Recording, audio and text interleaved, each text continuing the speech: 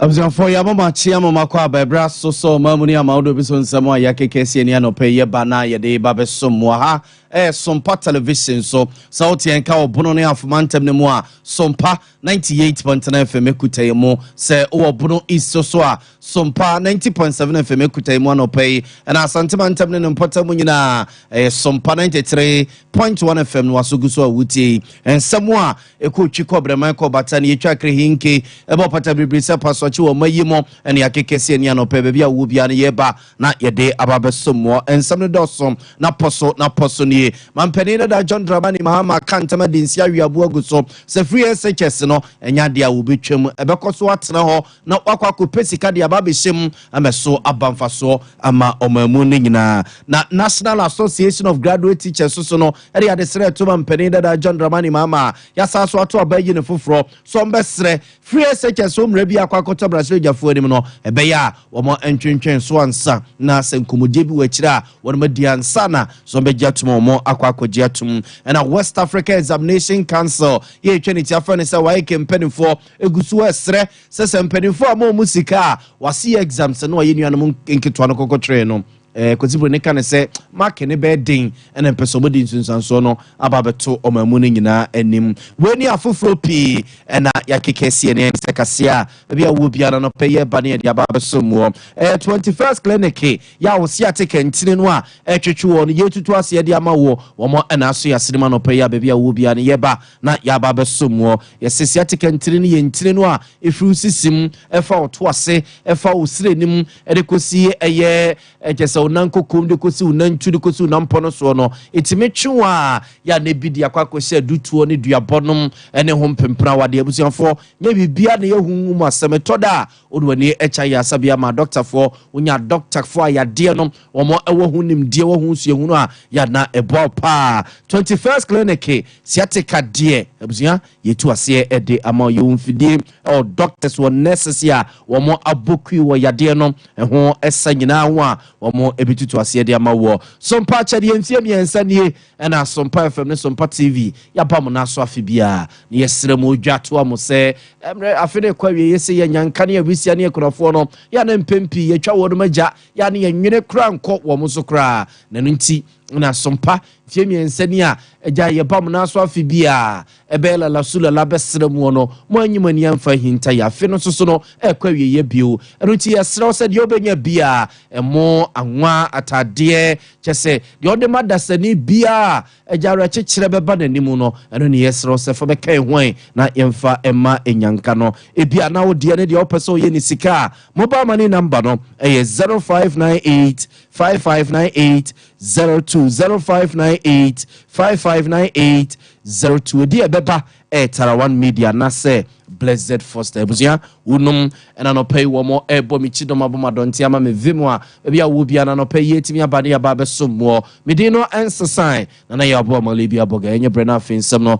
yenkomo ankasa emfa emamo ya de mo hyase e de efri mampani da John Dramani Mahama mampani ya sa so ato abayi ne fufuro a eja wote apatamu atwa ne so domfo ya domu eja kachemada abujemo je die mafusa ne yantete nkabone bia na eja no mpe etocho no mpe so na we de teta we de so a January bosumi aye kwa akorem no ne de to so enso obegina independence ko abonten so no we soye akantema densi awi aboaguso e Ghanafo anim se osoyi yade anopa awie nwunu na jode siom ya frɛ no obesore na obabidi oman anim na mampani da John Dramani Mahama ere atuga se anim guase ato MPP amanyuku no wo se odebeye suahunu pa o mane remfi da se tumi no ewo oman na de hye ensem ne mum enye wo politician no a anase mampani anase mrase dwani a ade hye na pone kakra de ama wo no enye wo nsem ena tumi no ewo wo se MPP fo be ye dwe e ma che se tumi ne wura wo mumu a emedu babi niam na nsem fata ena na wo mo ede ye de ato wo mo ewo abato a ye koto no na no odam no wo so de tunu kotodwem no de ato na tiko ne mampani a wo ba bedi obemana kaka ne pa wo ko bibia ebe che so aseda eno de koma otwedi ampo nyankrompon enra no de sansem ye tudwa. Thanks to the Almighty God for a peaceful and successful election. Anytime we're about to have elections, people have anxiety that the elections might end in violence or in unpleasantness. But always God comes through for us. and He makes us go through it successfully and peacefully. I cried unto God and brought my supplications to the Almighty, and He responded with bountiful blessings and success. And for that, I give Him thanks. This victory can only be divine. God assured me in my heart, and I knew. He spoke to me and said that He will bless me with success in this election. But I did not know that the blessing was going to be so bountiful, and that the victory was going to be so massive and so dramatic,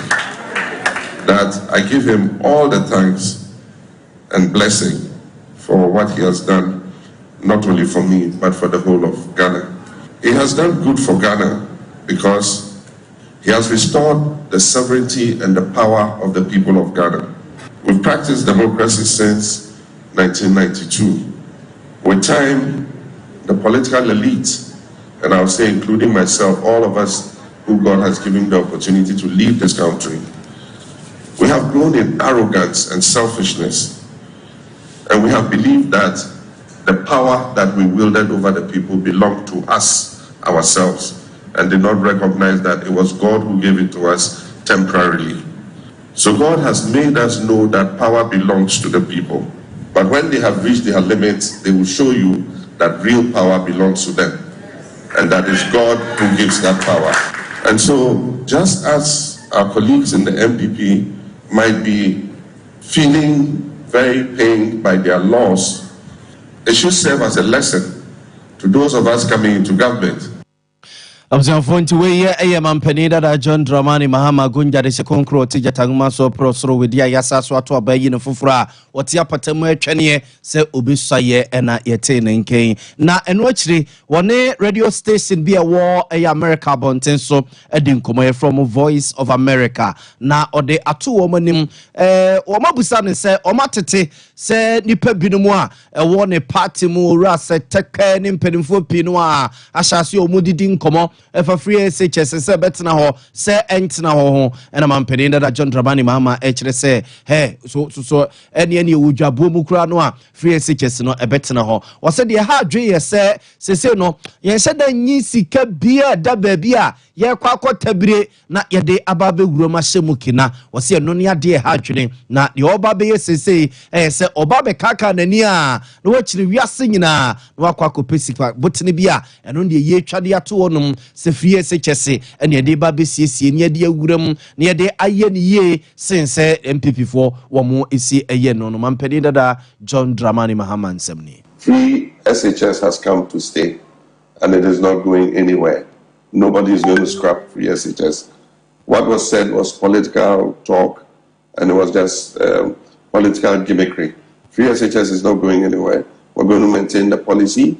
What we're going to do is to get dedicated funding for it so that it is better resourced than it is currently. There's a lot of waste in the system. We're going to help to make it more efficient so that the teachers, the parents, and the students get the best out of the free SHS.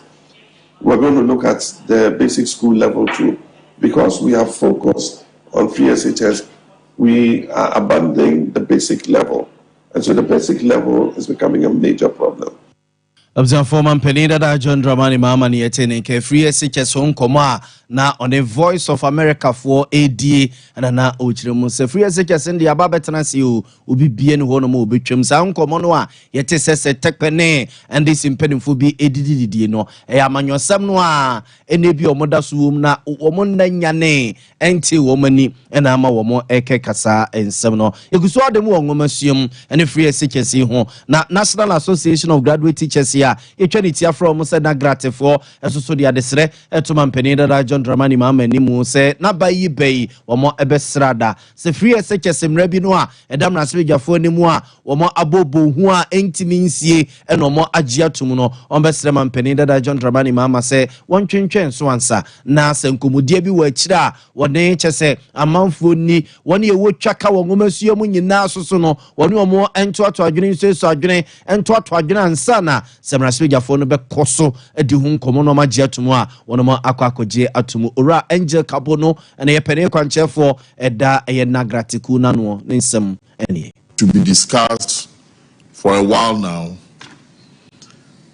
we feel that discussion and stakeholder consultation on this bill has been very inadequate. And also looking at the times when an election just took place and a new government is set to be inaugurated on the 7th of January 2025. And also looking at the draft document of the bill, and I'll just mention some of the topical issues to you. When you look at it, we have compulsory secondary education, system of education, right to free compulsory secondary education, responsibility of the minister, responsibility of the Director General. For we a penny concher for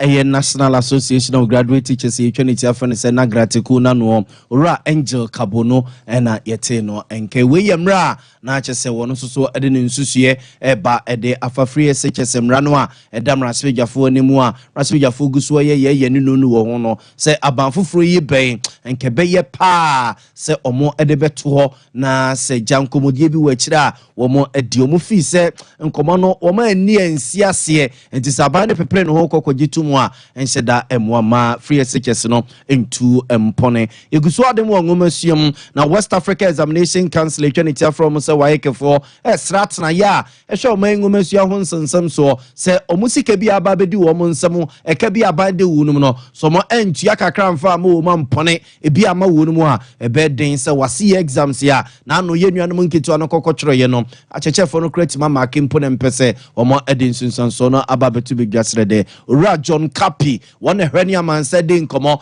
Emma West Africa Examination Councillor, your friend say, why can watch say, a carried the MP menimu, a canem pimenim necano, woman say, you so pass said, Denia, a Susana Babesusumu, and just an any chile are buying Amponibia Maumwa, was see exams no, Omuntimi Makimpu, and then Pesomo de Ababonte.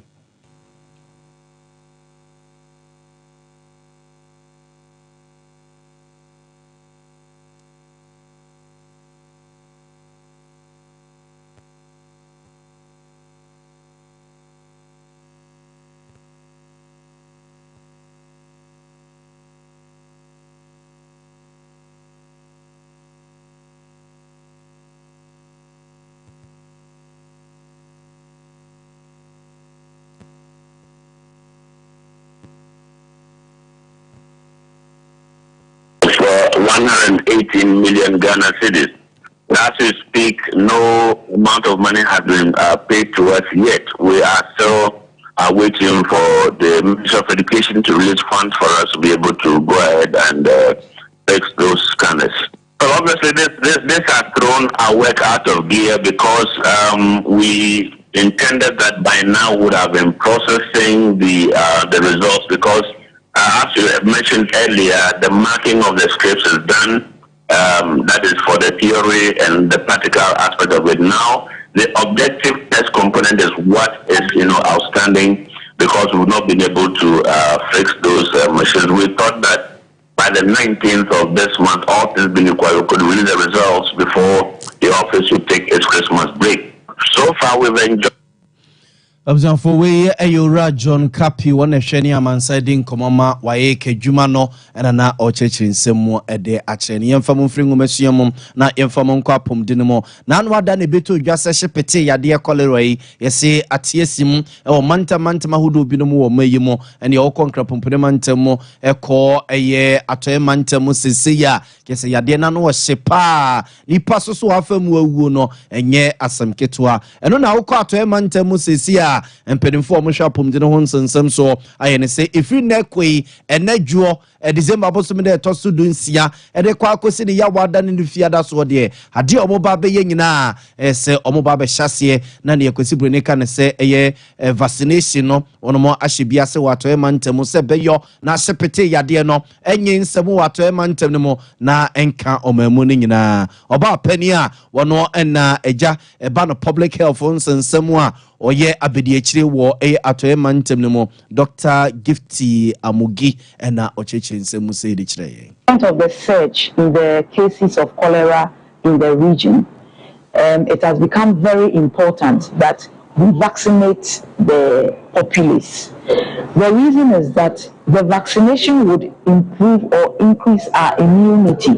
to the cholera infection.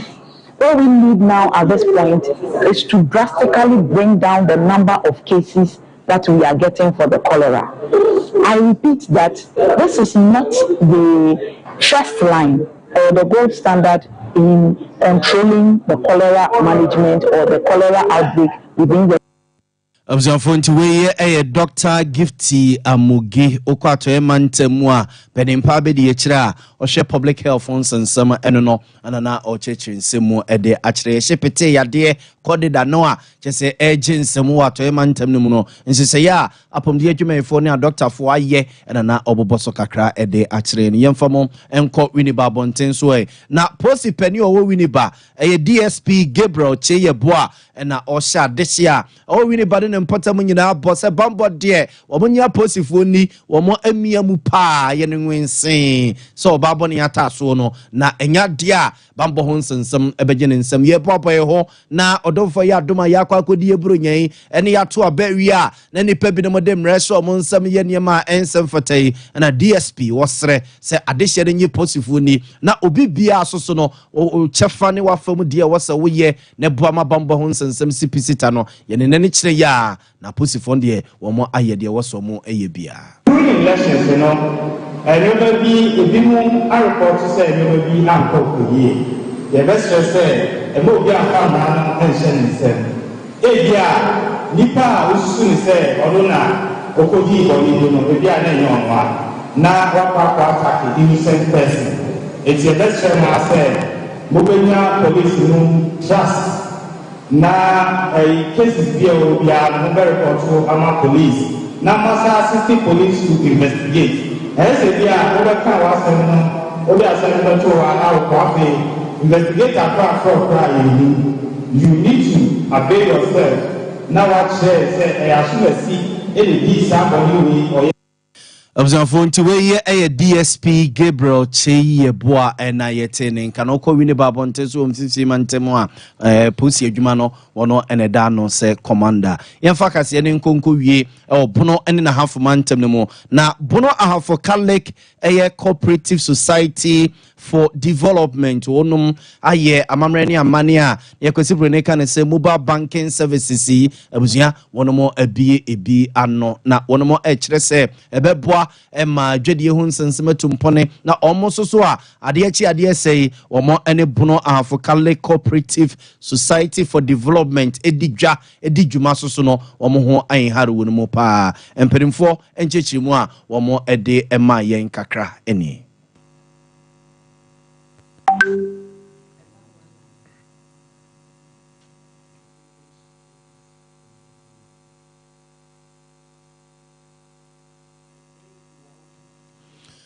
Observe monfa enche yempa se eye eneno entimi amasene yesena efata yebeke kaneme sieni na yekasia hodoa edi yenim no yede ensemu a bono ahafo Catholic cooperative society for development womo mobile banking services a womo ede abayin faso a ede ebema womu a womo eni sasika krabia no edidwa ene de ebebo nyina no nchechi mo de man ye de abramu ye nyina we so na no pay ensemo ebopo no de babeso mu no yemfam nsia sei na yen sorry ama man hene ya odubu achensa so ntena se biom fa de ache bia dwumadi entoa mo so akoso ya somua David Chan ekoba jesi simpene mu na eta mechi no pay ya bia wo bia no itimi ba ye ebebeso mu bidi ede na ya abo amalibi aboga no pay so no ya saso amamachia